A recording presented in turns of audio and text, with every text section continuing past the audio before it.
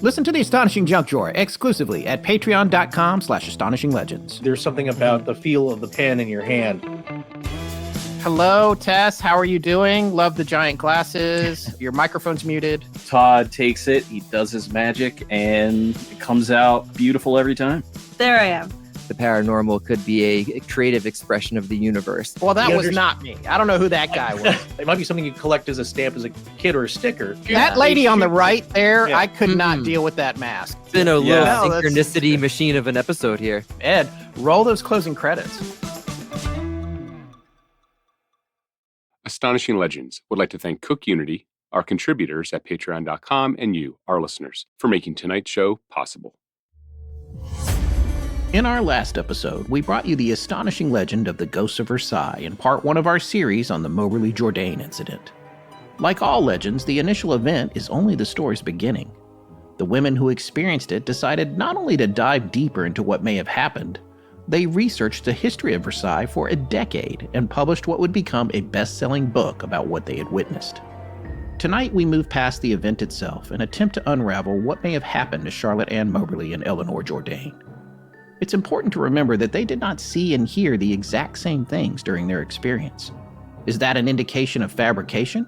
Or is it closer to what a true paranormal experience is like? We've talked numerous times on Astonishing Legends about different people at the same location hearing voices that others don't, or even seeing things that others can't. In today's age, the idea that that can happen is more accepted.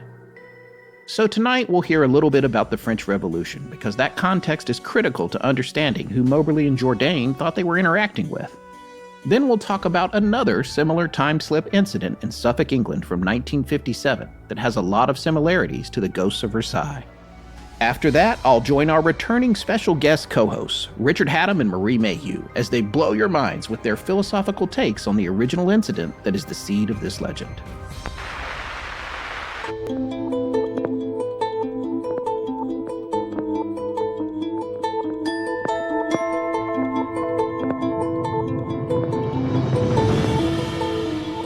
Welcome back to Astonishing Legends. I'm Scott Philbrook, and this is Marie Mayhew.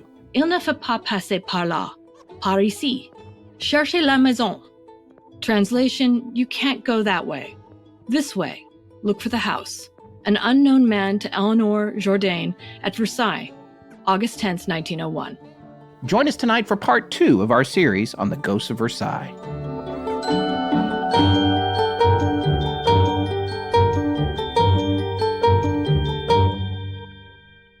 And we're back. Wow, that's kind of weird. We are back.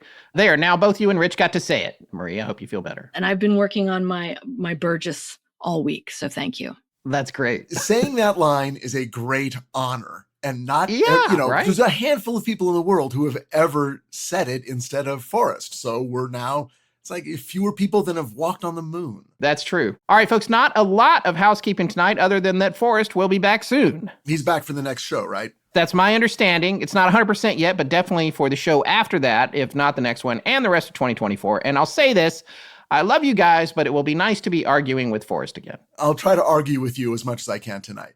You can step it up. I knew I could count on you guys. So people heard about your new show, Rich. We're actually getting a ton of emails and comments online from folks that are dying to know about your podcast. What's the latest, man? How's it going? Maybe you can tell folks a little bit about it. I'm really excited about it. I can tell you the title now. The show will come out in March. The name of the show is Richard Hatam's Paranormal Bookshelf. You know me, I used to think I owned a lot of books, but the more I thought about it, they really own me. So this new podcast I've got, on every episode, I'll break down one of the books on my shelf and I'll tell you the story inside, but I'm also going to tell you the story of what was happening in my life when I read the book. You know, the memories they unlock and the theories of mind that they fuel, and weird connections that only appear when seen at a certain angle in dim light. But you know, it's funny, I've spent my entire life trying to figure out what'll happen to me after I die, but as it turns out, a lot's happened before that. To that end, I will say, because I have seen pretty much all of your scripts for your first season, this show is intensely personal. You're really putting it out there. I was kind of surprised how deep you're getting into your own past and your life as a kid and growing up and your family and everything, and then tying it in with these books, which are amazing. I don't think I've ever heard a show like this in my life in all of podcasting, and there's millions of podcasts out there. I know. It was really funny when you said that you read that first one and you were thinking it feels like Paranormal Wonder Years. Yeah. But it does. I totally get why you said that. And, some of them are about me, and then some of them are very much about the book. Most of them are sort of 50-50. Or my wife likes to call it Supernatural David Sedaris. So it's sort of that, it's that mixture. There were a few where I was like, I felt like I needed to look over my shoulder because I thought I was, reading one of your private journals from when you were a kid, but I couldn't put it down. So that was the other part of it. Well, yeah, that's fantastic. I'm glad you felt that way because that's what this is about. And I want to tell stories that I've never told anyone before. Yeah. So I figured the best way to do it is to start with a giant public audience. And your audience is the one just who put gets it out there. Let the whole world have it. Well, it's pretty exciting. So it's coming out in late March, right? That's the plan right now? Yeah, that's the plan. And I could not be more excited, because it comes down to people always come up to me and say, they're talking about the Mothman prophecies or, any of the episodes I've written, Grimm, Supernatural, all that stuff. And they're like, why do you write this stuff? And the more I think about it, this podcast is the answer to that question. Folks, stay tuned for that. Richard Hatam's Paranormal Bookshelf coming out in late March. Of course, we're going to be keeping you posted on Astonishing Legends. All right. Well, it's time to dive into the Ghosts of Versailles Part 2. Is everybody ready? Are you guys ready to do this? Yeah. Ready, Captain. Make it so. All right. That's too nerdy. Don't use that, Sarah. Or at least leave in that I said don't use it. And then maybe I won't sound as nerdy as I am. All right. So in Part 1, we brought you one of the most infamous time slip stories in history, the story of Charlotte Ann Moberly and Eleanor Jourdain's eerie and seemingly paranormal experience when they visited the Palace of Versailles. They claim to have seen people and scenes from the past, including Marie Antoinette and other historical figures. And in the ensuing decade, Moberly and Jourdain conducted extensive research to try to understand what they had experienced and found some historical connections that seemed to align with their sightings. But their story was met with skepticism and criticism. So tonight, we're going to delve deeper into the investigation and the reception of Moberly and Jourdain's claims. And of course, what the three of us think might have actually happened on that hot August day back in 1901. And we know that it was hot how? It's called research, Rich. I looked it up. It was easy. I got lucky. Sometimes I look up historical weather and it doesn't go back that far, but there was a thing. 1901 was the first year of recorded temperatures, so we almost missed the cutoff. The high in Paris that day, which is about 10 miles or 11 miles east of Versailles, was 26 degrees Celsius or 78 degrees Fahrenheit. So, on your iPhone, you can sort of scroll back through the years to find out, was my birthday on a Monday or a Tuesday in 1971 or whatever? Right. There's always something creepy about that. Like, I always think if I just keep scrolling and suddenly I'll see like, oh, wait, there's a dot on that date. What was I doing? That was 100 years before I was born. And I'm always afraid I'm going to click on it and it's going to say something really scary. You're right. And it's weird. And it's one of the things that we started, I think we figured out in the second year of the show. One of the things that we did to fact check eyewitness accounts was to try to cross-reference weather or moonrise, sunrise, sunset, and that kind of thing, because a lot of the stories that people would tell, it's like, oh, I saw this UFO, there was no moon out that night. And then if we go look it up and it was a full moon, it's like, okay, well, that part doesn't track, it's a little bit like that. So now I always try to look, but you do want to put yourself in the time. Like, what was it like for these ladies when they were there that day? Well, it's about 80 degrees. It's pretty warm. That adds to the whole feeling. It helps you get your head into the moment of what the actual experience was like for them. And they rode a train to get there, right, Marie? How did they get to Versailles in the first place? They did take a train. And I would also think that the way that they were dressed, just with the many layers, the corset, whatever they had to carry, they were probably pretty warm anyways. They weren't, out in Birkenstocks and cutoffs for this trip. Right. I was always hoping there'd be such a thing as time slip weather, because they talk about it out here in California, like earthquake weather. Ooh, this is earthquake weather. But I don't think there really is time slip weather, because I've read accounts that take place in the snow and on cold winter days. So I think it's, unfortunately, that doesn't go. It's interesting you talk about that, because I think a lot of people think, without any sort of scientific background at all, about earthquakes. Having lived in LA myself for a while, they think, oh, well, it was a really hot day, so Yeah. it's putting the forces down on the Earth's crust, and it's interacting with the mantle and all of that. And it's like, I don't know if any of that's true. I think it's more just about, well, all the slow sliding that's been going on that you haven't noticed has built up, and now there's going to be a crazy pop, and that's an earthquake. But the thing about time slips, I will say, that does come up in some of the other stories, when you look up time slips, there's a lot of different ones you can look at online. Maybe not a ton, 15 or 20 kind of famous time slip stories. There are many cases where people report a kind of fog, which I don't know if that's relevant to the weather, but they see the thing in the past in a sort of fog, and then the fog gets really thick, and when it disappears, the thing is gone, or they can't hear it anymore. It's reassuring to think that there is some type of weather. Again, like earthquake weather, even though we can't control an earthquake, it's always nice to maybe be able to predict it or feel like we have some kind of governance over it by saying there's a certain kind of weather. What's even weirder is like there's definitely nothing with any of these kind of events that tie them together weather-wise, except for maybe fog. I've read about the fog too, but then I'm wondering like if I'm remembering that I read about the fog and there wasn't really fog. There should be fog. The fog thing actually is a thing, and it was a big thing in the story you guys did about the airplane, the flight 419 or whatever it was. It was a time travel one, as a matter of fact. You're talking about electronic fog. Yeah, electronic fog. Which is different from the ghost plane, yes, which didn't have a flight number, but it's electronic fog, a book written by Bruce Gernon, who was flying a small private plane down near the lower section of Florida in this particular spot where there are frequent violent thunderstorms and strange cloud formations that led him to believe that the time tunnel that his plane went through, and so folks look for this, it's Astonishing Legends, Electronic Fog, it's called, and we interviewed him for this, it was pretty amazing, but like his plane went like 45 miles in 2 minutes or something like that. I can't remember the exact specifics, but there was sort of a tunnel that it got sucked into, and the clouds were doing this weird thing. And he did think that that was a byproduct of some natural phenomenon that occurs down there regularly, because in that particular part of the world, thunderstorms and those types of cloud formations are happening all the time. So that's a good point. I hadn't even thought about that. UFO reports often involve people driving into a fog bank and then come out the other side, there's something going on, or even their car stalling out in fog. So the fog thing, I'm becoming a big proponent of.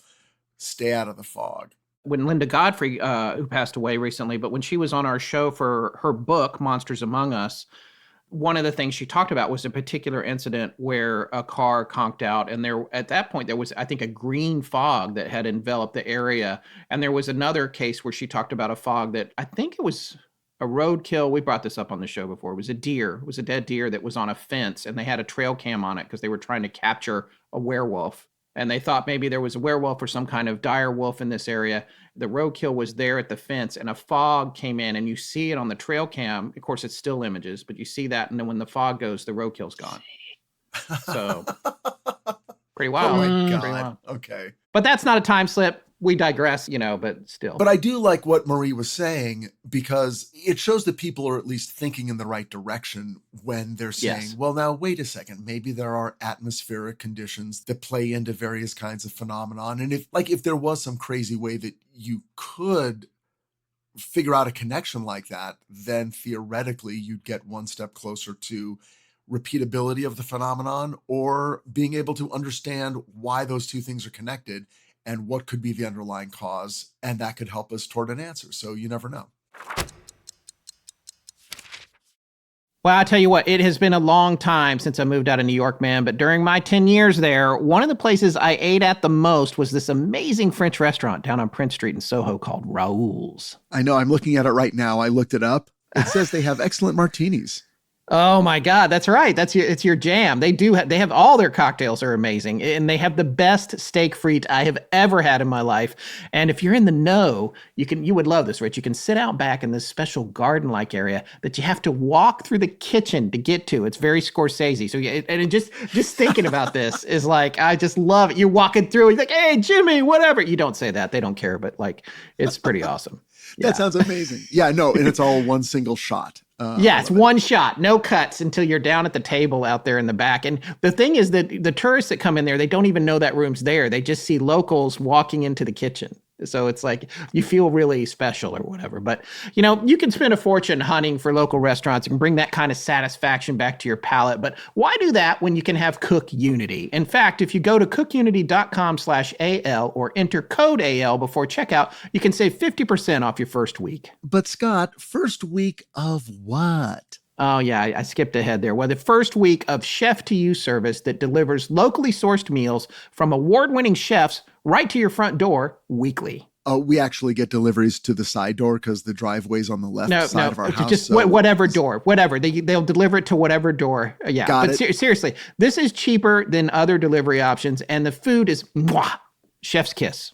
So did you find your steak frites? Yes, I did. I actually ordered the grilled skirt steak with herbed frite and roasted tomatoes with tarragon aioli. And I am telling you right now, it was like I was right back at Raoul's. It was delicious. And better yet, it was locally sourced and prepared. And I was eating right in the comfort of my own home. And did you walk through your own kitchen to a secret back room to make it feel just like Raoul's? Unfortunately, no, but it didn't matter because it was so good. And that tracks because the chef in this case is New York chef Chris Rattel. His meals, like all the Cook Unity meals, are hand prepared, fresh in small batches in local micro kitchens across the country, not giant production facilities. The rosemary and tarragon was so delicious. The steak was perfect, not over seasoned, but super flavorful. So wait, so there's no cooking required with this. It's like having chef quality dining right at home. That's right. Cook Unity works with some of the best chefs in the country to bring creative, delicious meals to you every week. And here's the other thing. Emily and I are often so busy, we don't have time to cook, and we wind up ordering expensive takeout or delivery. It always comes with tons of plastic and utensils, even when you tell them not to send them.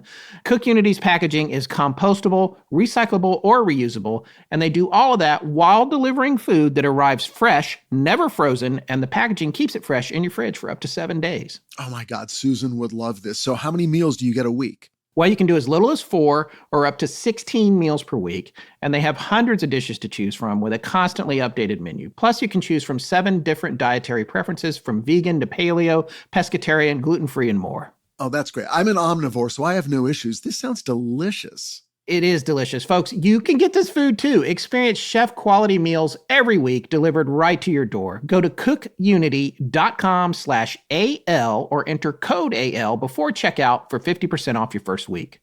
That's 50% off your first week by using code AL or going to cookunity.com/AL. This has been a game changer for me, folks. Cookunity.com/AL for 50% off your first week. Do it now. You're going to love it. I'm doing it. So here's something interesting, Marie. 2023 saw the lowest number of new podcasts since 2018. The onslaught took a break, but there's still 3.3 million podcasts out there right now. What? That's insane. How am I ever going to find something I want to listen to? Well, that's exactly it. How do you find the good ones? You ask people you trust. So my question for you is, do you trust me, Marie? Wait, I'm sorry, what? do you trust me? About podcasts, okay, but that's it. Okay. All right. Well, that's fair. That's fair. Well, I just found a great new show. It's a little over a year old, and it's called Heart Starts Pounding: Horrors, Hauntings, and Mysteries. All right. I'm liking that one. This is a great show. Folks, if you like Astonishing Legends, you're going to love this show. It's a weekly podcast hosted by Kaylin Moore. Each week, she takes you on a dark journey to a new place, a new time, or a new crime. Okay, I'm looking at the catalog now, and there is some pretty good stuff here. Cursed movies, I love those, including The Wizard of Oz. Oh, and I love that she's got like a travel theme with mysteries from different countries from around the world. That's pretty cool.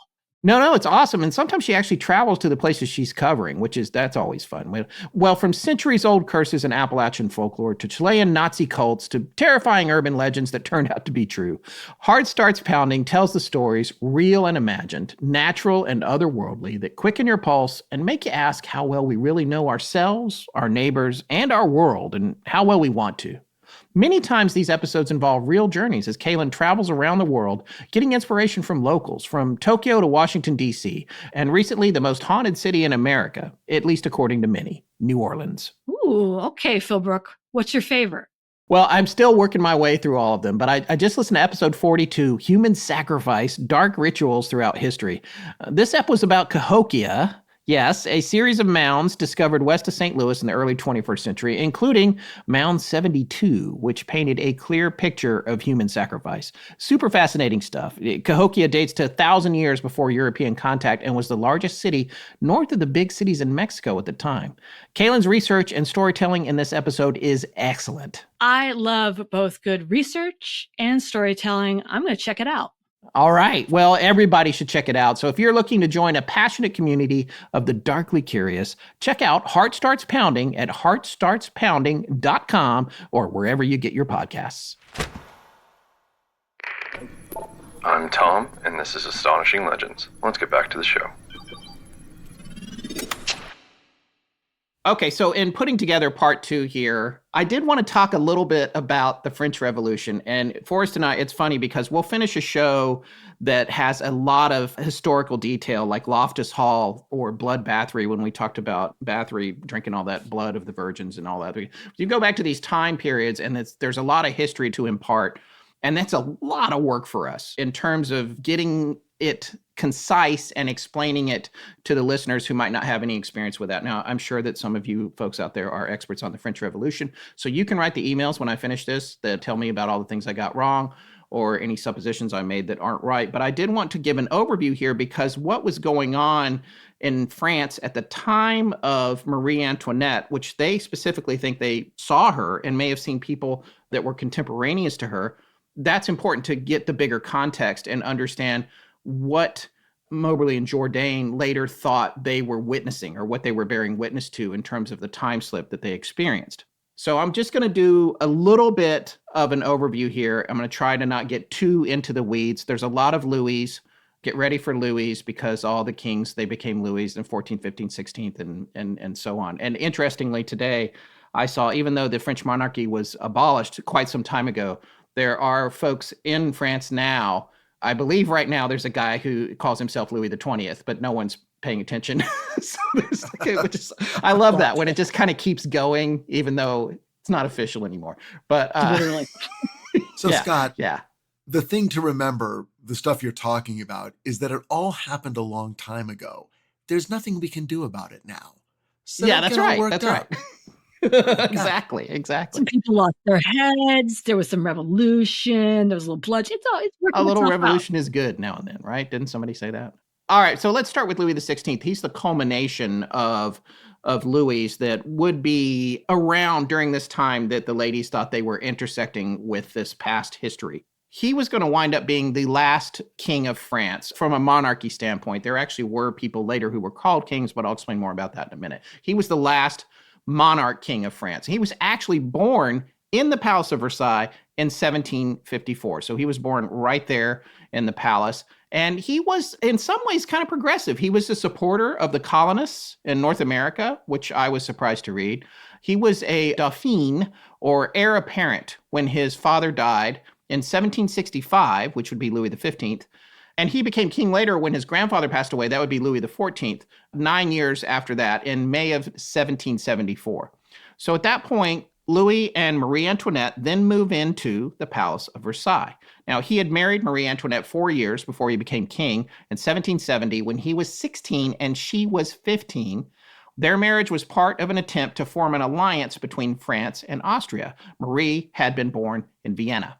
Louis XVI believed in the ideas of enlightenment, which, as far as I understand it, this was very cursory research, is trying to do more for the people, being a kind of liberal leader, but at the same time retaining absolute control over the people. So I don't know. That's when I read about it, it sounded like being a liberal dictator. So I don't really understand enlightenment. Marie, you are a better student of history and much better read and more educated than I am on this. If you have anything to add on the Enlightenment period, be sure and throw it in here. Culturally, they're getting more into philosophy. There's more questions. There's more paying attention to the natural science. But they're still monarchs, right? They're still the God-appointed rulers of France. So they can only be so benevolent towards their people. Right. We're going to have to draw a line here somewhere in terms of the benevolence.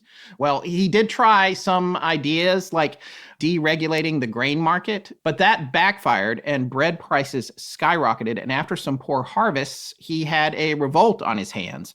In a movement called the Flour Wars in 1775, there were riots all over France. And history looks back on this now as one of the seeds of the forthcoming French Revolution, although it's going to take some time to play out. So things aren't going great. But I guess he's hoping for the best. In 1778, 3 years after the Flour Wars, he gifts Le Petit Trianon, which is where the ladies had most of their experiences, a small chateau on the grounds of the palace to Marie Antoinette for her to use as a private retreat. The optics on that probably weren't great because the optics were already bad on Versailles, especially when people are revolting.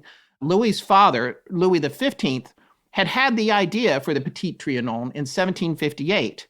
When Louis XVI was just 4 years old. So by the time the architect had made the plans and it was completed, it was 1768. And Louis XV's other idea was that it would be a private place where he, this is Louis XV's dad, could hang out with his mistress, the Comtesse du Barry, Barry. But also Louis XV had wanted a pavilion large enough for himself and some of his entourage to live in, according to the official website of the Palace of Versailles. So they wanted a place where they could hang out with all the ceremonial pageantry and protocols, a more private place away from the public's prying eyes. So they then called this smaller building Le Petit Trianon because there was already a much larger marble Trianon that would become known as the Grand Trianon. That had been built by Louis XIV. So we're going back a few generations now. That was Louis XV's grandfather, where the village of Trianon had stood before then. That's where the name comes from. When do we get to the era of Louis? Louis? We got to go now. Is that around this time? Yeah, no, that was a little bit later. And it's too bad they didn't listen to that song. They might have gotten out of there. They might have been more popular. Or not. Yeah, that song's crazy too, because if you look it up, people aren't really sure where it started. That's one of those songs where I think we know where it started now. Well, so coming back to Louis XV, he actually died in the Petit Trianon of smallpox. So that's the granddad that when he died, Louis XVI became king. He died in Le Petit Trianon.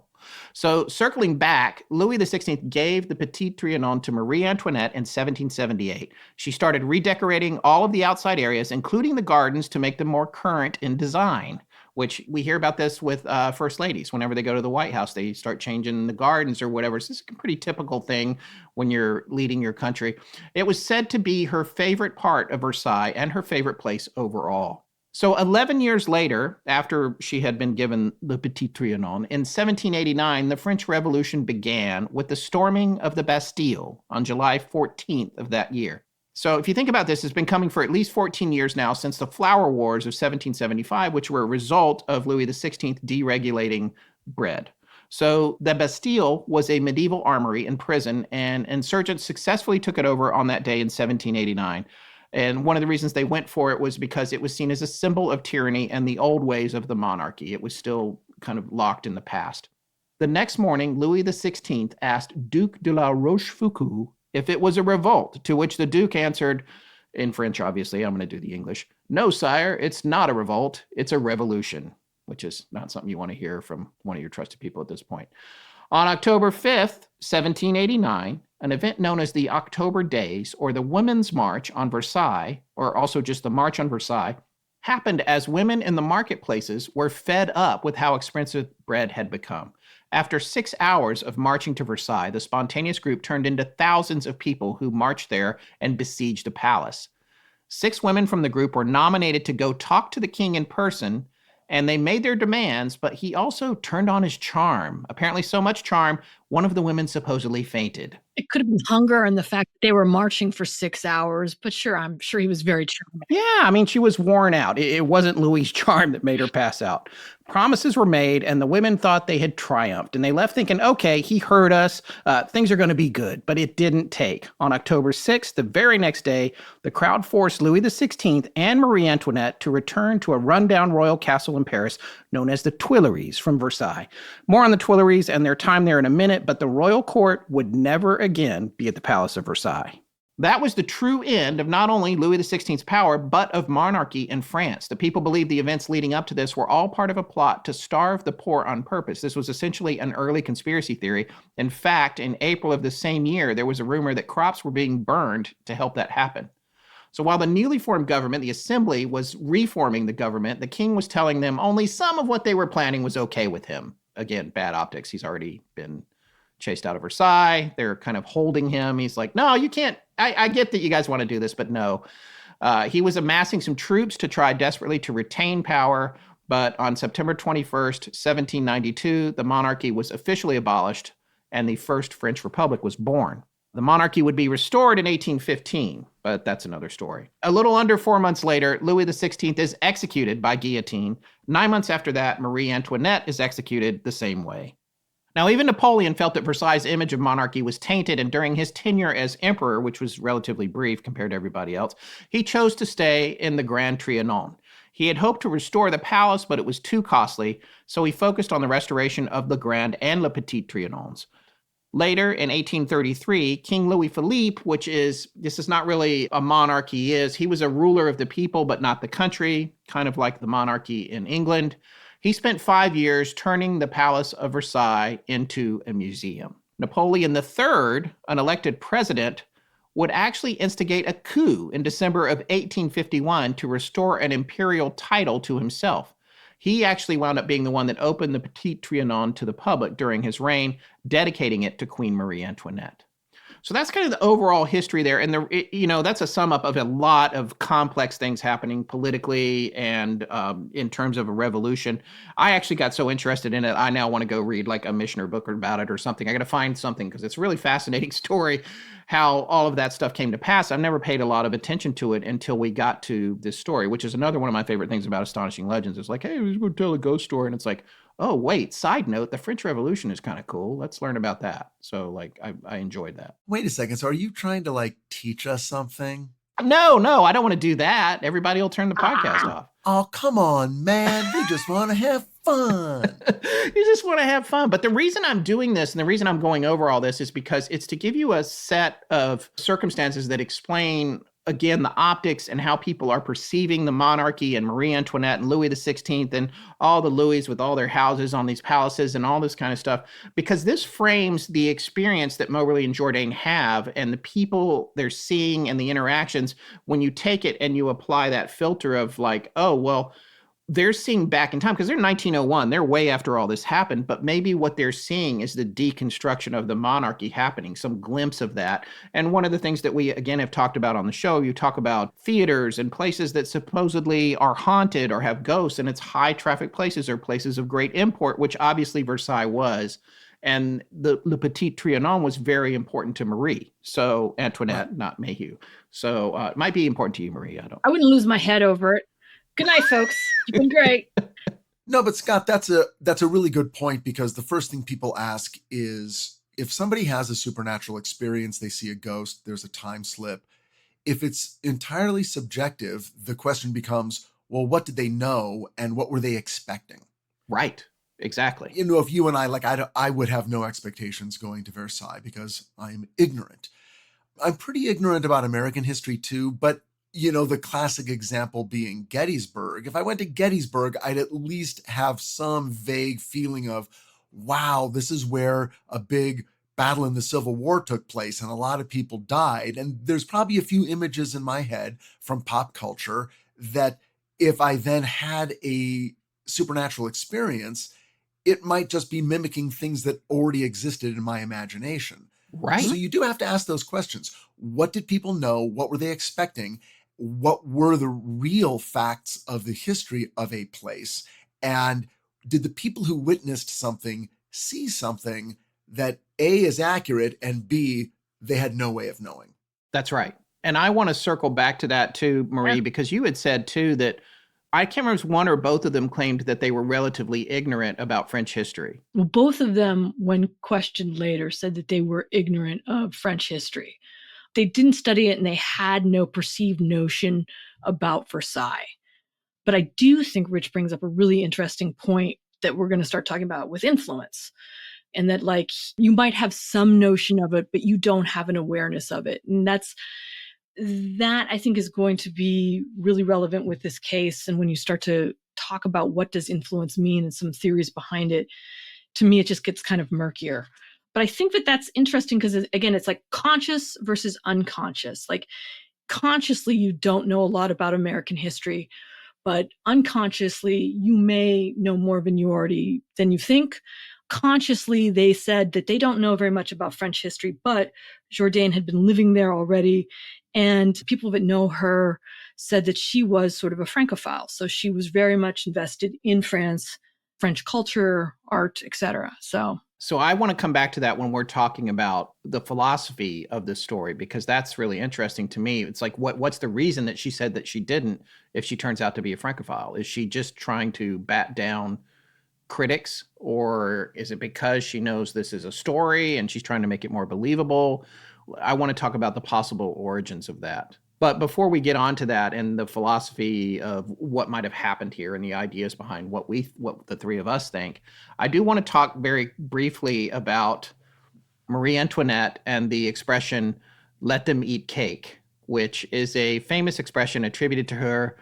That supposedly she was just so cold and disconnected from the French people that this is what when people were complaining about the price of bread, she said, "let them eat cake." So I was wondering, like, that didn't come up, and it certainly doesn't come up on the Versailles official website for the palace. It didn't come up in a lot of the historical information. So I was like, well, you used to hear that all the time, but you don't hear it so much anymore attributed to her. But when I was a kid in the 80s or whatever, and you were playing Trivial Pursuit, they would, it would say, "Who said let them eat cake?" And you'd be like, "Marie Antoinette." And you get a wedge and you're moving further. Turns out not really the case. I'm going to read this straight from Wikipedia, which, by the way, for people who criticize Wikipedia, there was a time when it wasn't great. I'll have everyone know that it is now considered more accurate than Encyclopedia Britannica, so I don't hesitate to quote it on a lot of things. Forrest and I have talked before about the group of, I can't remember what they are, the guerrilla skeptics or something, who go through all the paranormal Wikipedia pages and try to harshly debunk them and call everything pseudoscience. That's not cool. That's definitely a thing out there, and I would be critical of that, the closed-mindedness surrounded around their approach to paranormal entries on Wikipedia. But historically, it has been proven to be very accurate. So here's what it says about "let them eat cake." "Let them eat cake" is the traditional translation of the French phrase "qu'ils mangent de la brioche," said to have been spoken in the 18th century by, quote, "a great princess," end quote, upon being told that the peasants had no bread. The French phrase mentions brioche, a bread enriched with butter and eggs, considered a luxury food. The quote is taken to reflect either the princess's frivolous disregard for the starving peasants or her poor understanding of their plight. Although the phrase is conventionally attributed to Marie Antoinette, it can actually be traced back to Jean-Jacques Rousseau's Confessions in 1765, 24 years prior to the French Revolution, and when Antoinette was just 9 years old and had never been to France. Remember, she was born in Vienna. The quote was only attributed to her decades after her death, and historians do not believe that she is likely to have spoken it. So I just want to put the record straight on her behalf. I feel bad for her getting kicked out of her tiny house that she loved and then having her head chopped off. So, but I don't know. She may have been an awful person. Again, send the angry emails to Forrest. But even though he had nothing to do with this particular episode for once, but hey, look, you don't show up, you get stuck with the that's angry right. emails. You get stuck with That's the how it angry works. emails. Yeah. So we mentioned this in part one. I want to go back to Jourdain's second visit to the grounds because it was a year later. They were collectively reflecting on what had happened to them. So she went back on January 2nd, 1902. This totally blows me away because this is like going back to the place where you saw a UFO a few months ago. Yes. Going back a few months later on some random night and seeing the UFO again. Yes, exactly. And I have a thought on that, but I'm going to wait till we talk about I just want to talk about the things that she saw while she was there when she went back. And then I have a thought about her encountering something again based on history of the show and research that we've done, all of us, over the years. But what she said was when she got there, initially she went straight to Le Petit Trianon and she's walking over to the Hameau, which is the Queen's Hamlet. This is a rustic retreat on the grounds of Versailles. It's yet another building. It's essentially a little farmhouse, little, not to us peasants, but like little to them, on the grounds for the Queen to retreat to for leisure and to feign a sense of Versailles being more out in the country. So when you see this, it looks like a little Tudor style house on a lake, and there's different buildings, and there's a barn for cows and that sort of thing. So she would go there and hang out with her friends. The next step down, because the Petit Trianon and the Grand Trianon were already places that they were going to get away from the actual palace in Versailles with all the pomp and circumstance. But now they're taking it another level down. They just keep getting more buildings that are, I guess there's probably something else where you can just sit around naked and drink beer. I don't know. It seems like each building, we can really let our hair down in this one. So that's what the Hamlet was. Like the VIP room. Yeah, exactly. Like the VIP room at the Viper Room. You ever been in there, Rich? Did you ever go in that VIP room at the Viper Room? No, I have never been in the VIP room at the Viper Room. Yeah. That's all I'll say about that. Okay. Nice. I don't get really dirty unless Forrest is here to get upset. Anyway, I digress. So coming back to what she's seeing now, that she's going over to the Hamlet, she saw this cart being filled with sticks by two laborers that wore tunics and capes with pointed hoods, bright colors. She said it was a terracotta red and a deep blue. I told Marie and Rich off the air before we started tonight. For some reason, I'm thinking of the Led Zeppelin album cover, but that's not really a cart. That poor old guy's carrying the sticks on his back. He didn't have a cart. So, and they recently discovered where that picture came from. They think they know who he was. And he wants credit? He long dead. Thank God. Maybe his descendants do. So anyway, she saw the cart being filled with sticks by two laborers. Then she turned to look at something else. And when she looked back, they were gone. No trace. Even though she had a really long field of view, there was no way that they could have disappeared that quickly. That's what she said. She then said that she saw a man in a cloak in the woods, and that the smoothness of his movement attracted my attention, end quote. That's that detail which you don't really have the semantics for back then like you do now when you're talking about paranormal stuff. And it's like, oh, no, the person was walking. In fact, one of the people that told one of my favorite stories from Halloween this past year talked about this man who was approaching her in a truck. And he was walking very slowly, but his body was moving rapidly towards her. And it's a scary sort of feeling that's very paranormal in its nature. And that's what this sounds like to me. The smoothness of his movement attracted my attention, because that's how she's describing. It sounds like he's floating. I would almost interpret that he is a aristocrat, or that he is one of the court. Smoothness of motions is he was graceful, well-mannered. Yeah, maybe. That's how I would think of it. Right. Maybe he had, he was holding a doily. He bowed. I mean, but again, to me, it indicates, the smoothness of motion. Okay. So, I shouldn't jump to paranormal. I should jump to rich nobility. It's 50-50. It's 50-50.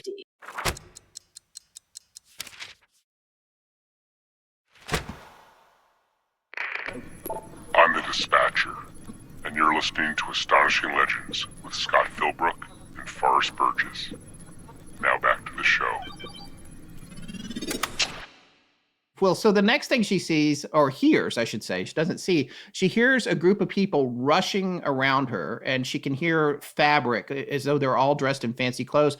They're walking all around her very quickly as if they're on their way to a party. And she also heard music in the distance, but she saw nothing when she was hearing this stuff. Yeah. And I love this because this is like that story I told about the guy who heard the wagon train, where the sounds were there. Yes. It does make it feel like there is something atmospheric or physical going on, where in certain circumstances only sound travels. Right. Then in other circumstances, sound and images travel. Right. Yeah, so I don't know, but there's something, I always love that detail where you get one but not the other. I love it too. That kind of experience, people talk about it now when they do a paranormal lockdown and they hear these things at Waverly or wherever they're at. And it's the same kind of thing. And that's what they're describing back then. But this is very early in the age of identifying the language to describe these types of events. Another thing that happened was that in all these people are passing by her, she heard voices, and she clearly heard someone say, and she said it was right at her ear, someone was saying, Monsieur et Madame, like they're trying to direct people. And she heard that right next to her ear. With the voices and the music, this is another thing, and you'll have to tell me what you think here too, Marie. It's like she said that the voices and the music were diminished in tone, almost like in a phonograph, and unnatural. She said the pitch of the band for the music she heard was lower than usual, and that the sounds were intermittent. So whatever she was experiencing orally, and I don't mean O-R-A-U, orally, She's saying the pitch is down for the music. The voices are coming and going, aside from the one that's close in her ear. So she's describing what sounds to me like a very ethereal experience. Yeah, and the pitch. So the pitch meaning it is softer, or the pitch meaning that it's deeper?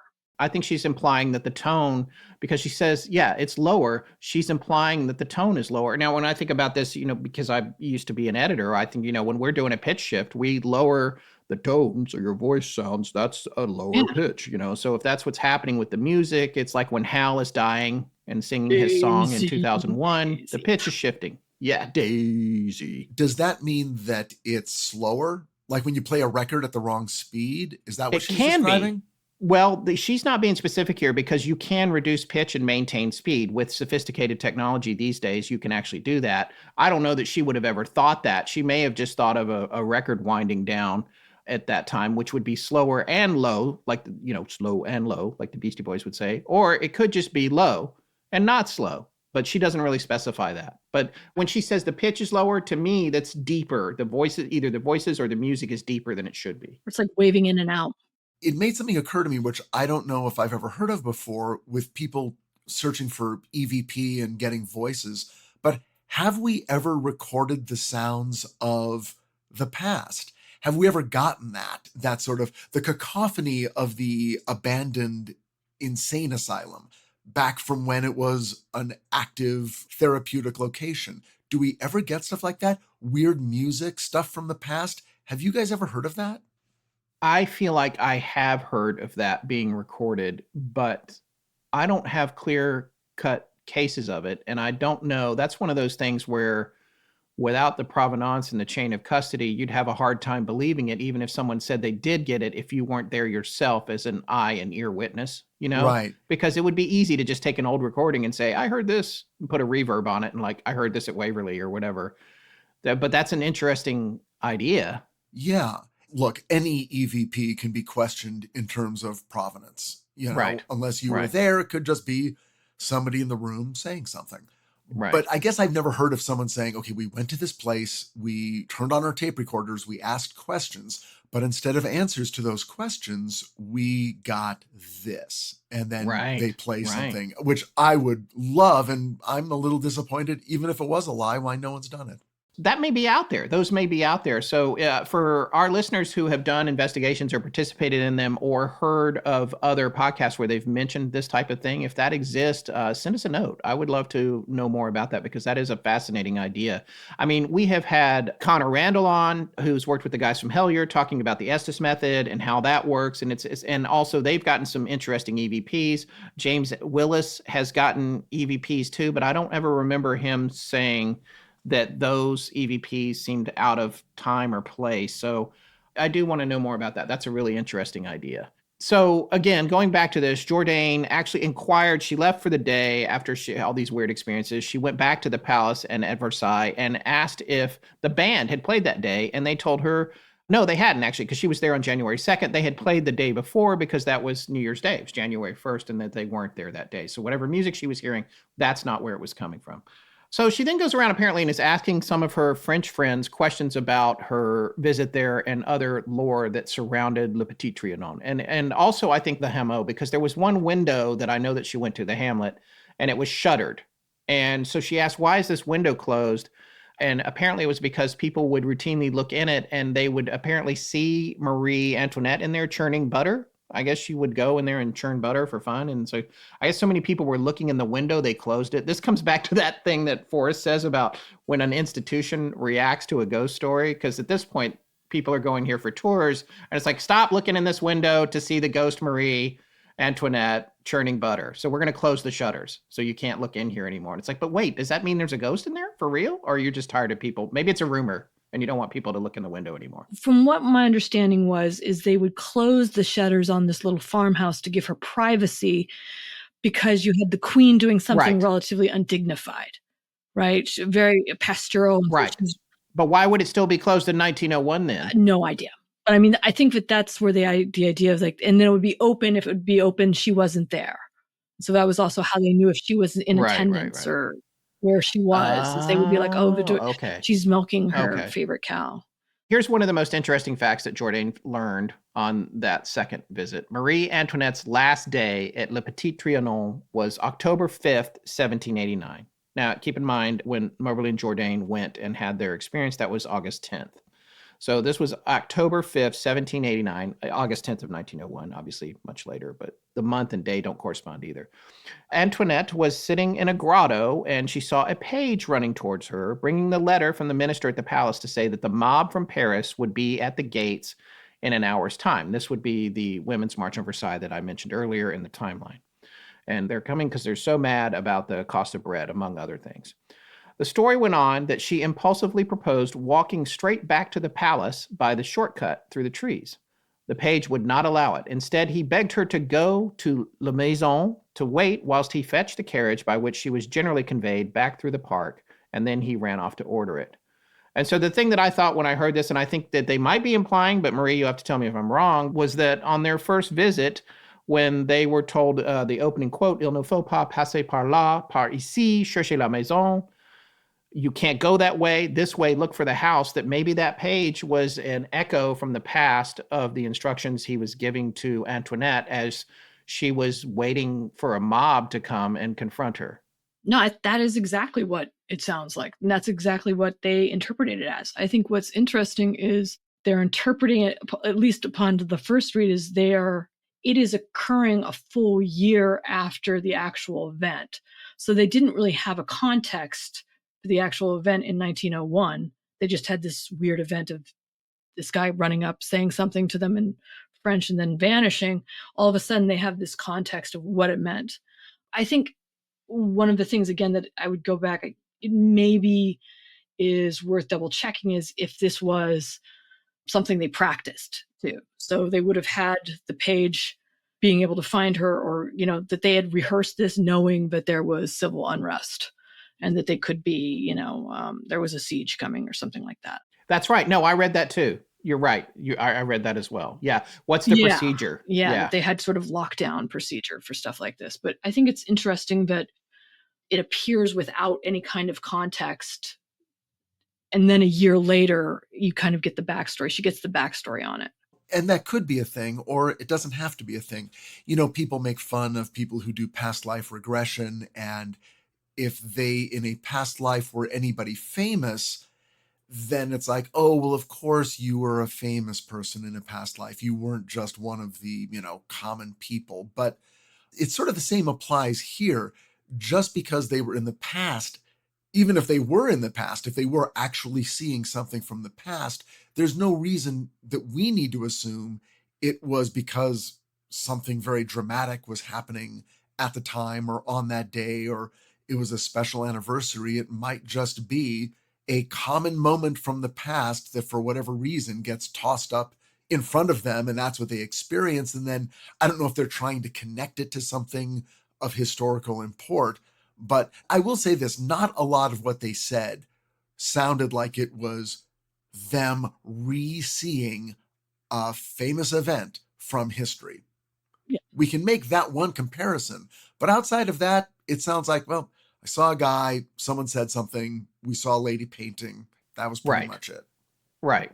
I see where you're coming from. I don't necessarily think that they're trying to piece it together. I think it's sort of a weird little, not really well-known, thing that happened to them that does sound like that's what that could have been. That's the page, the uniform the page was in, how they described it, the sense of urgency. I don't see it would be that far out. To me, it makes sense. One of the things that they suggested was this possibility that they were experiencing Marie Antoinette's memories, but at a time when she would have already been gone from the grounds along with Louis and her kids in Paris, because that's where the mob had taken them. Here's the fascinating thing, right? You remember that we mentioned the day after the Women's March on Versailles, October 5th, 1789, the royal family was escorted from Versailles back to the decidedly more modest and somewhat dilapidated royal castle, Tuileries Palace in Paris, right on the Seine River. Now, during the royal family's time there, the new French Legislative Assembly began slashing costs that supported the monarchy. A few times while the family was there were rumors that assassins were going to attack the Tuileries and kill Louis and Antoinette, and during one of those times, 400 noblemen came to defend them, but nothing happened. In June of 1791, after the family had been at the Tuileries 18 months, so like a year and a half, they tried to flee the country only to be captured and brought back. 14 months after that, in 1792, several thousand French citizens carrying guns, daggers, farm tools, and pieces of wood attempted to sack the Tuileries, and they succeeded. The king and the royal family fled to the Legislative Assembly building to hide. The mob attacked the Swiss Guard, who had nearly 1,000 soldiers there prepared to protect the royal family. They fought valiantly, but they ran out of ammo about midday, and they were overrun, and the mob proceeded to hack them to death with axes and whatever else they could get their hands on. And then they dismembered them, displaying their various limbs and heads to the crowd, who obviously was going insane. And then they fed those parts to dogs. 650 of the Swiss Guard were killed. 250 were jailed. They would die later in riots. All of this happened on August 10th, 1791. By the way, the next day, the king was suspended from rule. 109 years later, to the day, Charlotte Moberly and Eleanor Jourdain would visit Versailles, and particularly Marie Antoinette's favorite spot in the world, Le Petit Trianon. So even though the royal family was not present at Versailles on that exact anniversary date, they had already been moved, Moberly and Jourdain wondered if it was possible that the drama unfolding in a terrifying and horrific way all around Marie Antoinette and Louis XVI at the Tuileries had somehow encouraged Marie to be dreaming of her former safety, comfort, and happiness at Le Petit Trianon. And maybe Moberly and Jourdain were somehow interacting with the daydreams of her fear and sadness over what had been lost. Marie was to be executed just 2 months later in October. So guys, this is a sophisticated suggestion from a paranormal standpoint, at least I think so, especially in 1901, that they were participating in a haunting that wasn't just a haunting of actual events, even on the actual day, what they were seeing there, but a haunting that might be connected to someone's memories who wasn't even there that day or that year. Marie Antoinette was in Paris. It's like an Inception paranormal thing, but they've gone 2 degrees down, like 2 levels into it.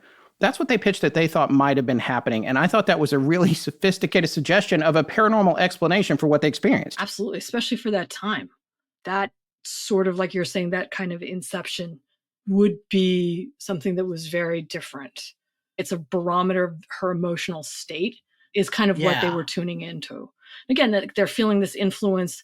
It maybe is not sequentially right or the right day, but it's like these major events that would have caused anxiety or strife within Marie Antoinette, and they are kind of seeing little tableaus or little stagings of it, you know.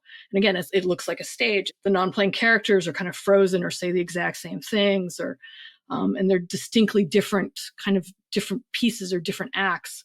It does, to me, it feels like it almost is more of an emotional reading of that than an actual historical. We can't prove she was there on this day, so it doesn't take effect. Right. That's the detail that's wrong. And that's the thing that, Forrest and I come back to it a lot about the Conjuring House story, where the one person who was a skeptic was like, well, that can't have been a ghost there because it actually lived 3 doors down. It's like, well, it's the same thing here. It's like, oh, well, we're picking and choosing what year might be intersecting here. One of the things that I've been researching lately is the holographic universe idea. Not to get too far off the rails here, but I've been reading a little bit about this and understanding the ideas of it for the first time. And I can't remember now, the philosopher was talking about it, but if you take this idea of throwing 3 stones into a bowl of water, and the stones go in the water, and then up at the top, you get the ripples that are bouncing off each other, and you get a pattern in the top of the water. And let's say you freeze that instantly, you flash freeze it, and it's frozen. And so now you have this record of how the stones reacted to the water and in the bowl. And that's data. It's almost like metadata, because there's only one result that can come from how those pebbles went into that bowl. But then the other thing that is suggested there in a holographic standpoint is if you then take the frozen contents of this bowl out, and it's frozen ice, and it's got the 3 stones that were in the bottom and the ripples that are frozen, and then you drop it on the ground and the ice shatters into little pieces, that metadata is in all those little pieces as well, because there is a very specific environmental state that has recorded what exactly happened in that moment when the stones were dropped in there and then flash frozen. So this holographic data exists outside of linear time. It does not matter. There is no forward or past or present or future. And this comes back to Einstein just loosely saying that time is happening all at once, but we can't perceive it that way.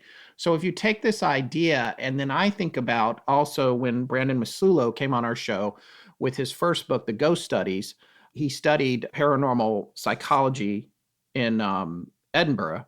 And he wrote this book, and one of the things he talks about in the book, we had him on the show a while back, is crisis apparitions, which are the ghosts that people see of their loved ones right at the moment that they have fallen down the stairs, or they've been in a car crash or something, and then they appear in the living room of their child or their parent or whatever, and that's a crisis apparition. So when we take all this and tie it together, this is my freshman concept of holographic universe ideas.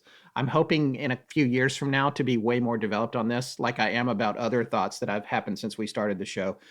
But there's an idea to me that you have this really prominent figure in Marie Antoinette and Louis XVI. They're both very prominent figures. They were in this place that's a high traffic area, a ley line, almost a spiritual ley line in terms of the monarchy and the de-evolution of France's government, all happening along with death, decapitation, and these prominent memories that they're having.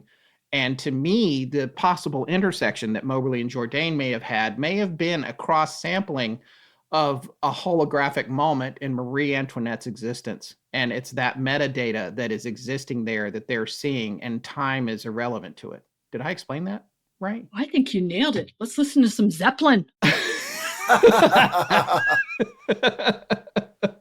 Yeah. Yeah, I do think that. And I think that it's okay that it's not linear. It's okay that it's not, that there's no neat buckets on it. It kind of reminds me of the other story, Picnic at Hanging Rock. It has that similar feel to it, where there's not a lot of resolve and there's seeming like a lot of random sort of time slip things happening. That's a fictional story, but it has the same feel to it. And to me, it's like, that is more plausible to me as being something that could happen than something that is sequential. Joan Lindsay, for credit. Joan Lindsay, it takes place in 1900, exact time period we're talking about here, but it was published in 1967. Yeah. It's more plausible than something that is a linear timeline. Like if it plays out as a linear timeline, I don't know, that to me it's just That's too neat a package in a way. It's too pat. Yeah. Yeah. It's not unheard of, people with psychic abilities. So if we posit that, people who are able to feel these vibrations, they go to places and they're able to say, I'm feeling the emotion of this place. Usually it's not positive, but sometimes it is. Sometimes It's like, oh, this is a very warm environment. There was a very happy family here. Often we're hearing, oh, there's a lot of bad vibes here. But that can be because of what's currently going on, because of some sort of force or presence that is currently inhabiting a physical space. But otherwise, people are open to those emotions, and in the retelling do seem to connect with human emotions being connected to supernatural events.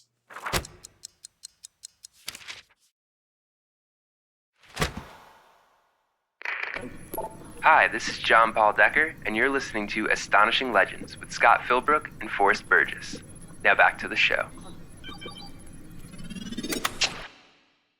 So I got a little ahead of myself on the philosophical stuff, but I'm glad I said my piece there. So I did want to say a couple of things.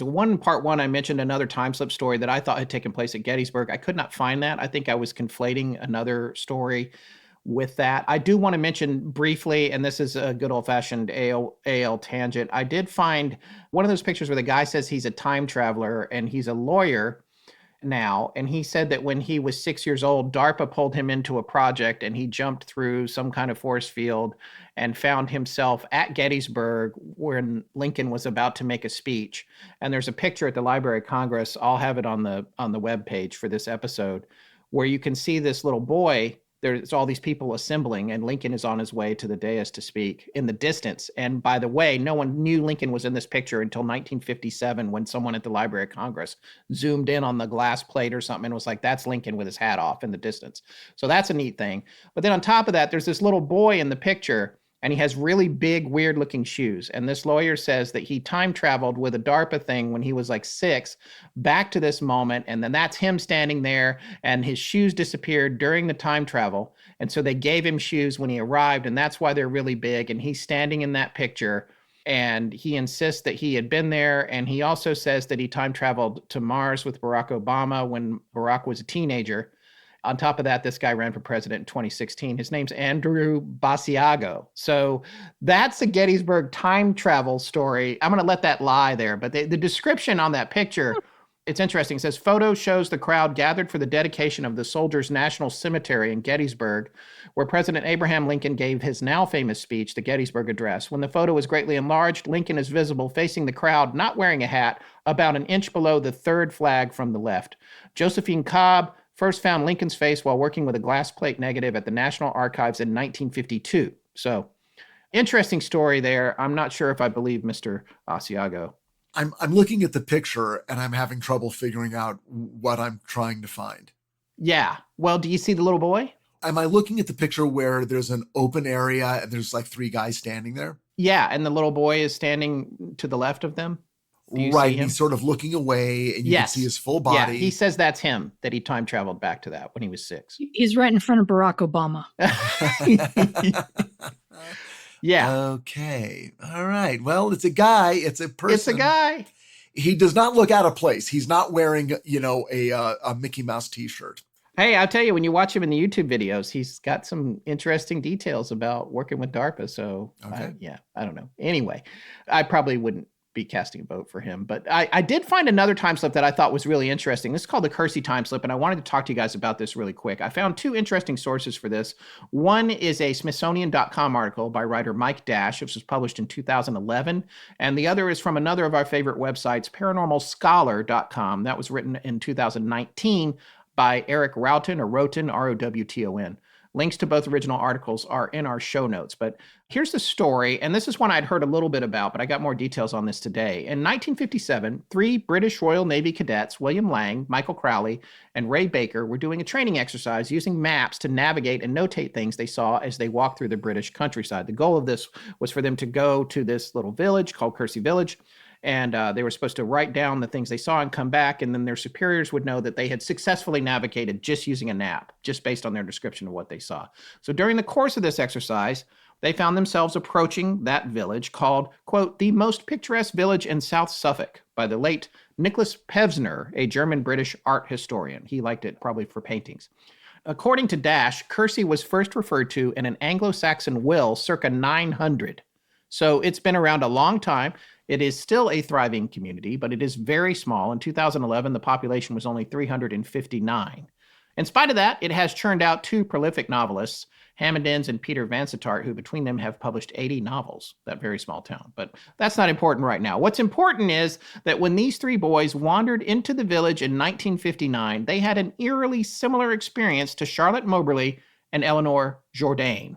When the boys first saw the village in the distance, it seemed normal enough, but when they got closer, it was so quiet it seemed frozen in time. Sounds like a Jim Harold episode. Church bells they had heard when they were afar were no longer ringing, and they could not see a single living soul now that they were in the village.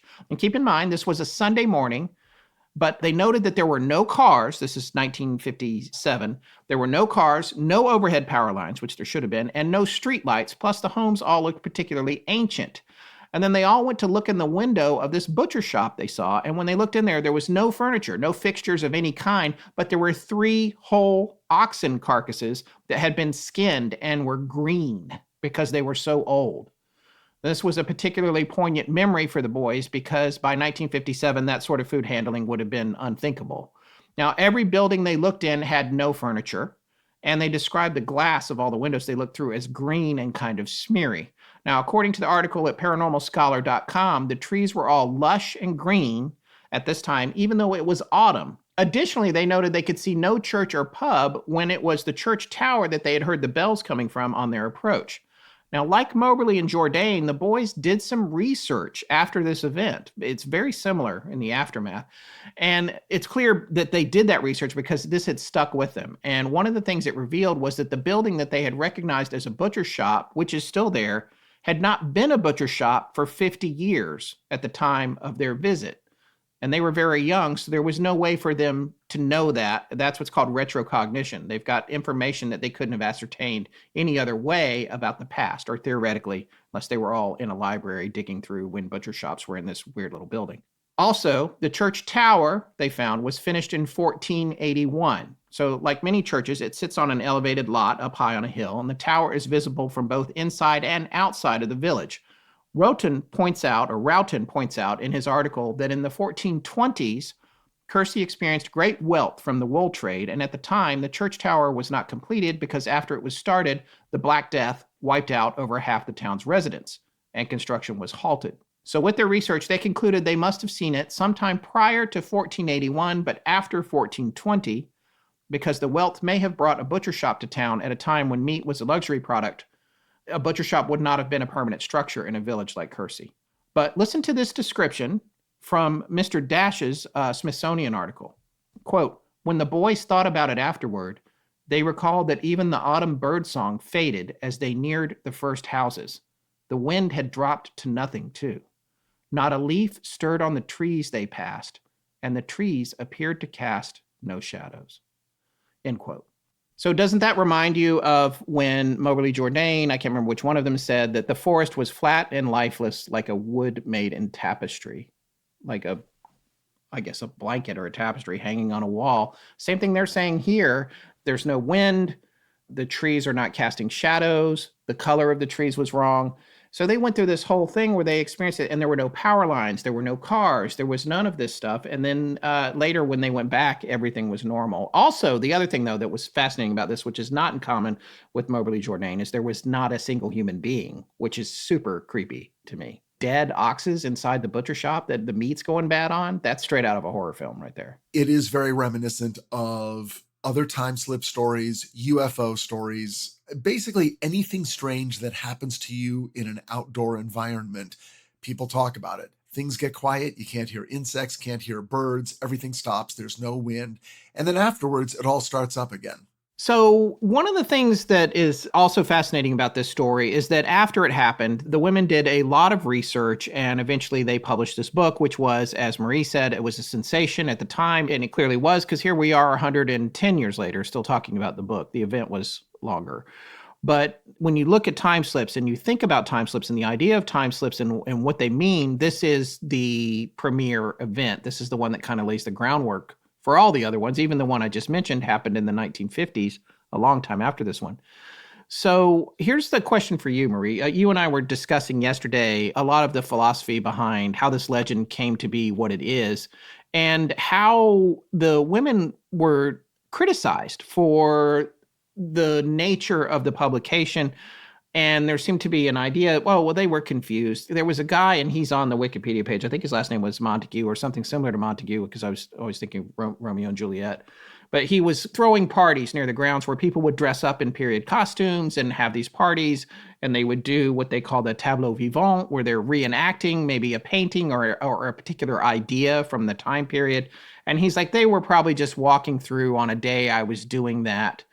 But they themselves said, hey, we went and looked at that. We've heard that criticism. We looked at the dates those parties were happening, and we didn't find that any overlapped with the time that we were there with that particular day, August 10th.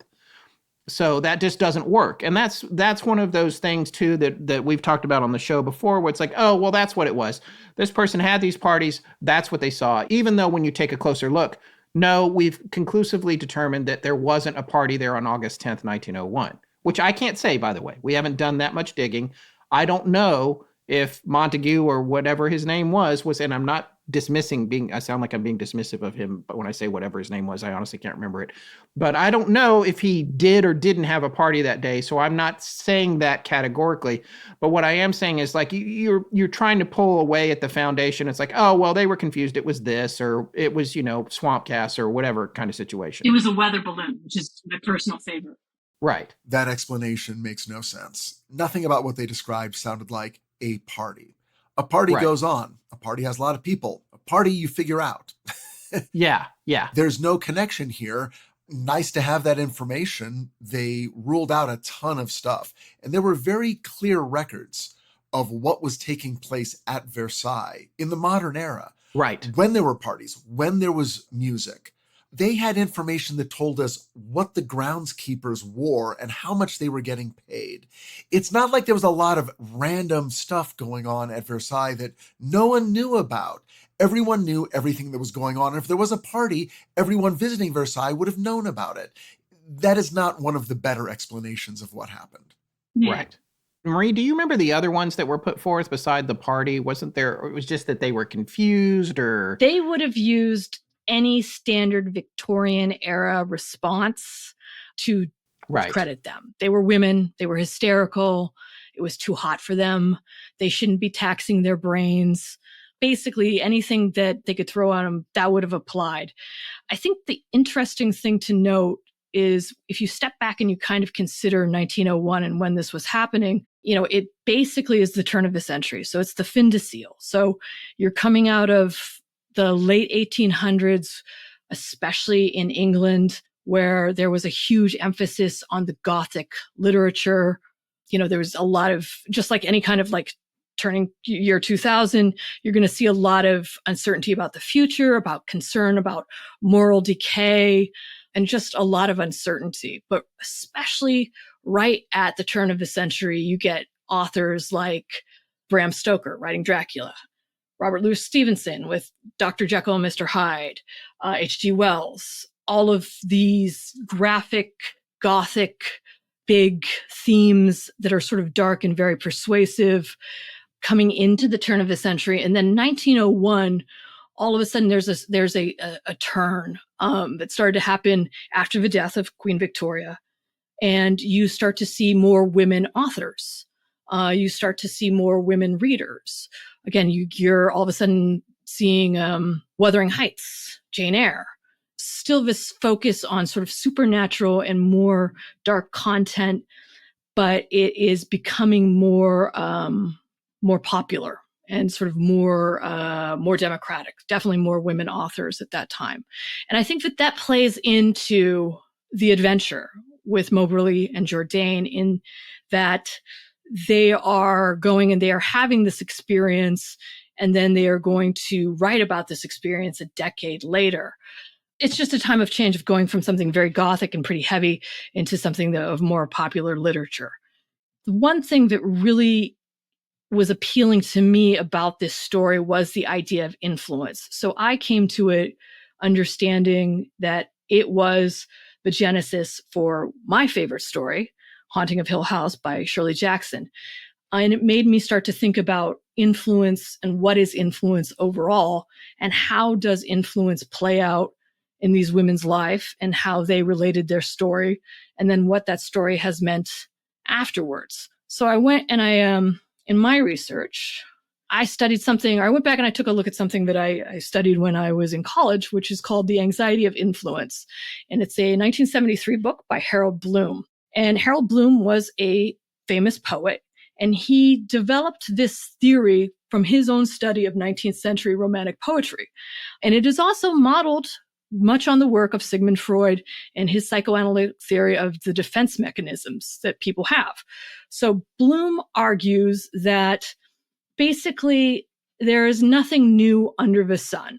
Right. And any kind of creative act that you have, be it a play, a work of art, any kind of creative output, is heavily influenced by those who have done something similar beforehand. I knew, by the way, that the writer on our panel was going to be unmuting his mic any second, which he did while you were talking about the nothing new under the sun part. I was so ready to jump in, because that's one of my... Under the sun, yes.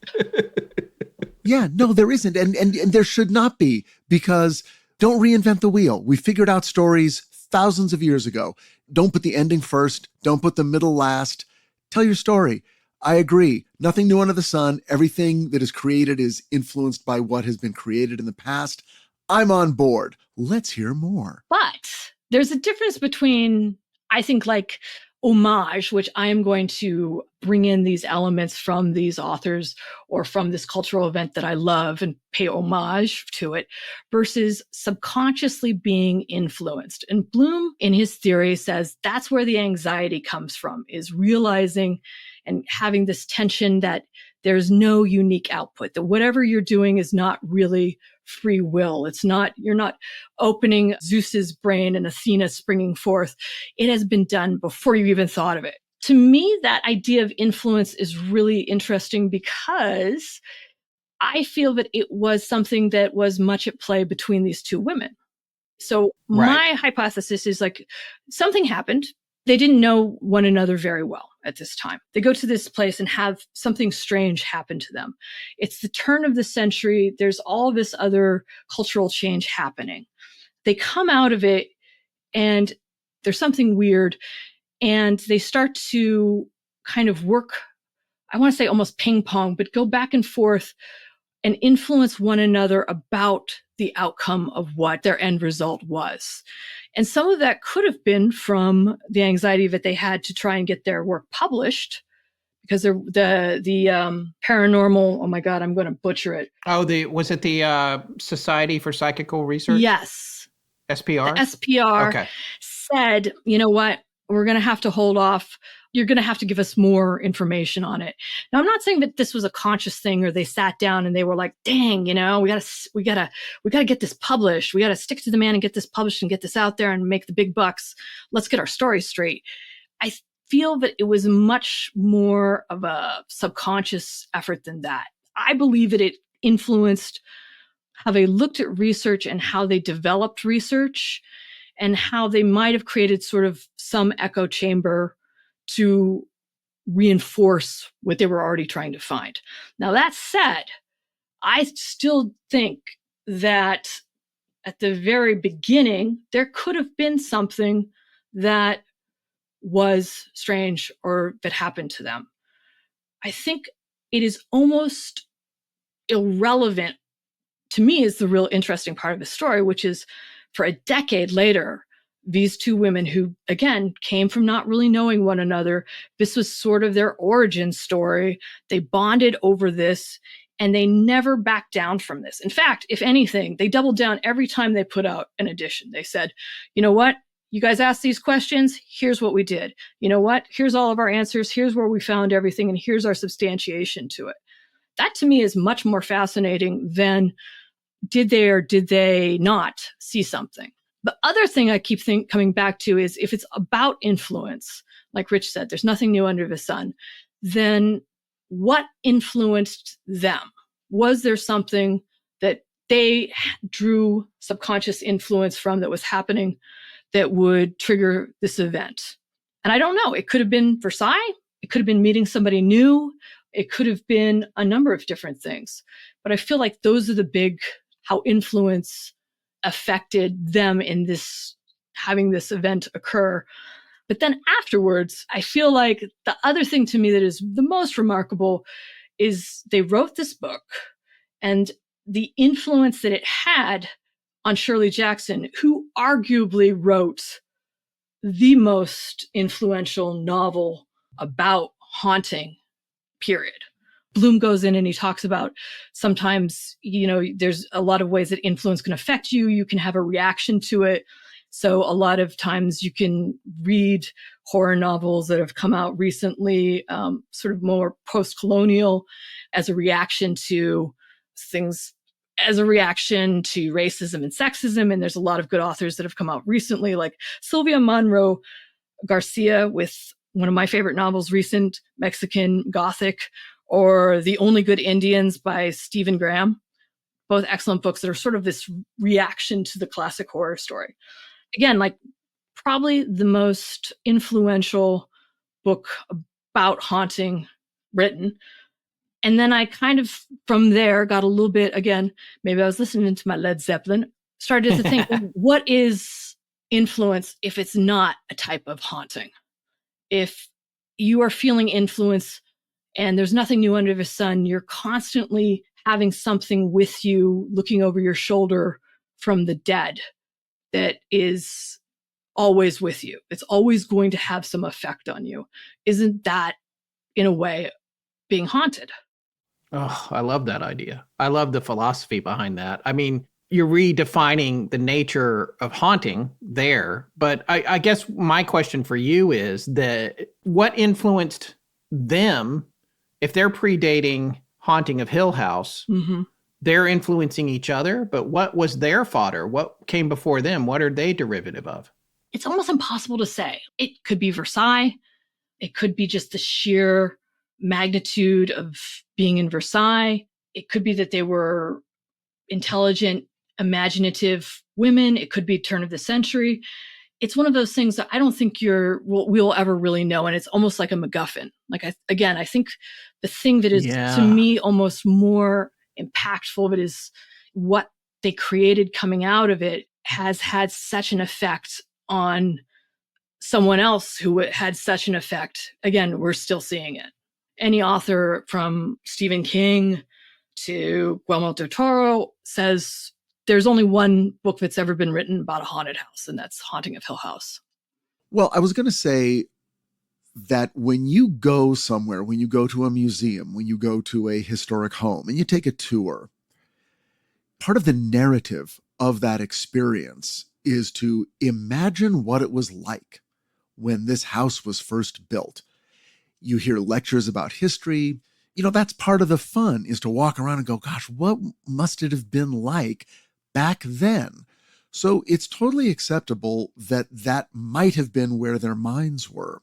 Even when they're outside just getting a breath of fresh air, wandering around the gardens, looking where they might get a glass of water or something to eat, that's all fine. Most people don't have time slips, and most people don't see ghosts when they go to these places. They did.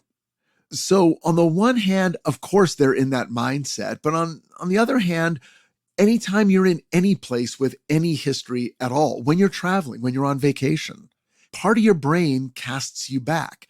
I don't think the human mind is so fragile that a significant portion of the population hallucinates a time slip when they go to a place, even if they're thinking about how weird it would be to actually have a time slip. So that's why I say it's impossible to know what it was, because influence could be coming from anywhere. It could have been cultural. It could have been from each other. It is really difficult to pin down.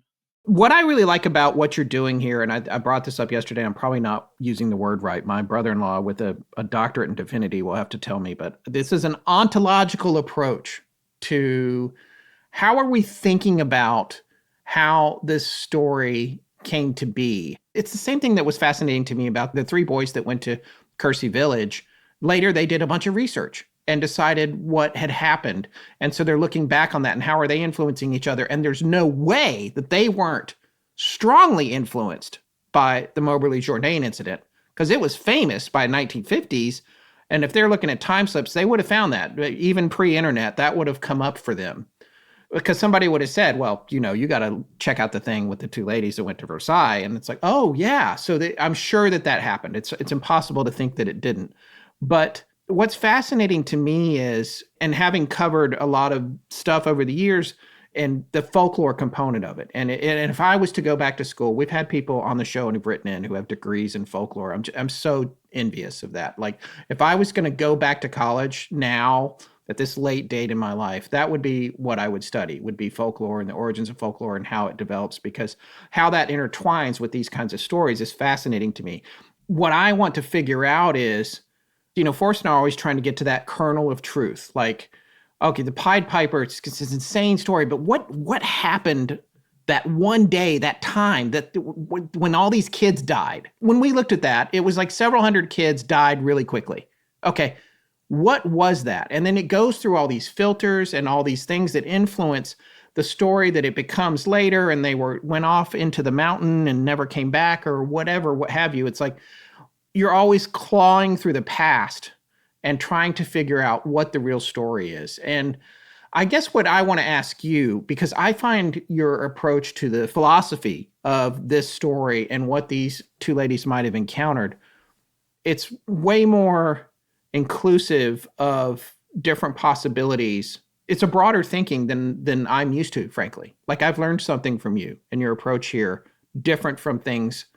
It's going to affect my approach moving forward after 9 years of doing our show. So I just want you to say, like, I really appreciate what you brought to the table with this. And I guess what I'm trying to find out from you is, with that point of view that you just explained, what do you think actually happened on August 10th, 1901 to these two ladies? What do you have any idea, before they did 10 years of back and forth on it and published a book about it, What part of it is the craziest part that it's like, I think that might be one of the seed things that they witnessed? Well, first of all, thank you. And it is a pleasure to have had these years to get to do this stuff with you. It may be that, so I'm trying to think of like, what is the origin? I believe there was something weird that happened. I don't necessarily think it had to be a really big thing. Like when you were telling the story back and forth, like when we were talking about this and we were talking about like, oh, it's like a frozen tableau and it looks like a tapestry and it's 2D. And it reminded me of what we talked about earlier, which was the 2D wolf, right? Again, that's from Monsters Among Us, Linda Godfrey, that we referred to earlier. That was a story in her book about a wolf that came out of the corn. A family saw it and it turned a certain direction and it became literally a straight line. When I read that, I had sort of a sea change internally. Like I felt like that to me scared me. That's a frightening thing. I don't know what it was that was frightening, but I think that they experienced something like that. I don't know what it was. I don't know if it actually, the physicality of it came down to them seeing the man at the kiosk or the page running up to them or seeing the woman's, sketching. They had some kind of terror event that triggered this. I think everything after that is people playing out their normal lives and sort of either trying to rationalize it or trying to put a timeline around it. Right, trying to frame it. Or trying to get the context to frame it. I think that is something that happens. Because, again, you're trying to make sense of it. To your point, you're like, I'm one of those people. Like, if, they're like, well, that can never be solved. There's no way of knowing. And I'm like, that's because you're lazy. Get me a book, Right. But I do think that that instinct exists in everybody and you want to find out what it is. Something. I don't know what it was, but I know that if it fueled it, it was either terrifying enough or beautiful enough to keep them together for that amount of time and to not ever be able to put it down.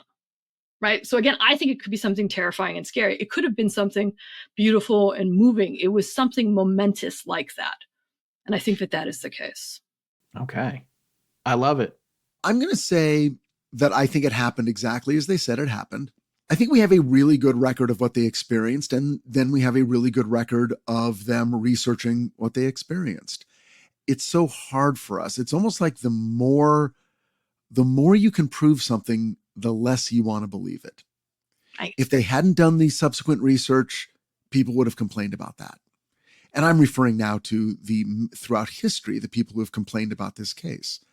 And I agree with Marie. It certainly didn't help that it's two women, two crazy broads who got all up in their emotions. It's just too simple an argument to make.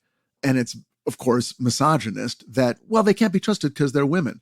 What these women did was they went back and they checked their work and they did all the research that could be expected. And like you said, as further editions of the book came out based on questions that were brought up, they answered those questions as best they could. They weren't able to answer all of them because some of them involved doing research that led them into areas where they hit brick walls. And they're just like, I'm sorry. There are certain records available in certain places and others there just aren't. But to the degree that we've been able to do our research, here is what we have found. The other thing about that I think is interesting, and it's the conundrum for any experiencer really, is if they go on to talk about the experience they had, by definition, it just becomes less and less contemporaneous to them over time. And they do the research and then they're getting farther and farther away from the actual incident. It must be so hard to call that back, because then the other thing that's happening is if you're telling the story over and over to yourself, like Bob Gimlin, for example, who I saw, decades after who Forrest and I both saw and met and talked to decades after he met Patty in, the most famous Bigfoot film of all time. His story, he's told it so many times.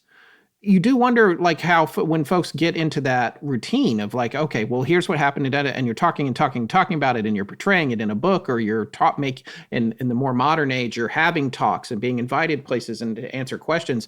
There's no way that process can't get muddy, and then it becomes harder. That's what's so great about the accounts when you find these stories and the accounts are really close to when it actually happened. Right. Yeah. Well, right. And which is the case here. And at the time, writing was something that everybody did because people would write letters. That's how you communicated. Right. Much more than now. So the fact that within a week or so of the original event, they both checked in with each other and said, was there something weird about that day? Yes, there was. Okay, let's write it down. And the one woman was already writing it down because when you went on a trip, you wrote letters. Hey, here's what we did last Wednesday. Right. And so she was already committing her story to paper. Right. And this isn't something that just evolved through the oral tradition and like some sort of historical game of telephone, it's turned into something else. Their recollections were primarily recorded through their hands onto paper. Right. And again, that's what's so great about it, is that it happened during an era when that's how people interpreted their reality, by writing it down in a journal, in a letter, in a book. And they did that. What more do we want from them? What more do we want from these two people who had this experience? And Rich, to your point, they held positions in high regard kind of in society and were employed by Oxford University. So they had a lot to lose by coming out with this stuff, or at least staying, even when their names came out, they didn't renounce it, for the sake of the college or, to look more respectable. They're 100% stayed with the same story. Right. One of the things I like about their story is that they didn't both experience exactly the same thing. Again, we talked about it in part one, but I'll repeat it here. I think the go-to narrative would be, okay, you and I went there and we experienced the same thing. Yeah. You're backing me up. I'm backing you up. Yeah. So to step out and go, first of all, I saw things that she didn't see. Yeah, I saw this. Yeah, I didn't see that. I saw this. Yeah. Right, and vice versa. So we're really telling you as honestly as we can what each one of us individually experienced.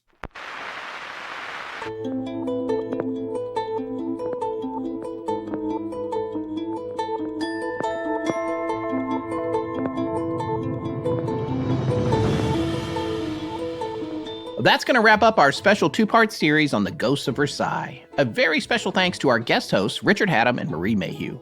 We'll be back in 2 weeks with a new show, for which I anticipate my dear friend Forrest will be back on the mic.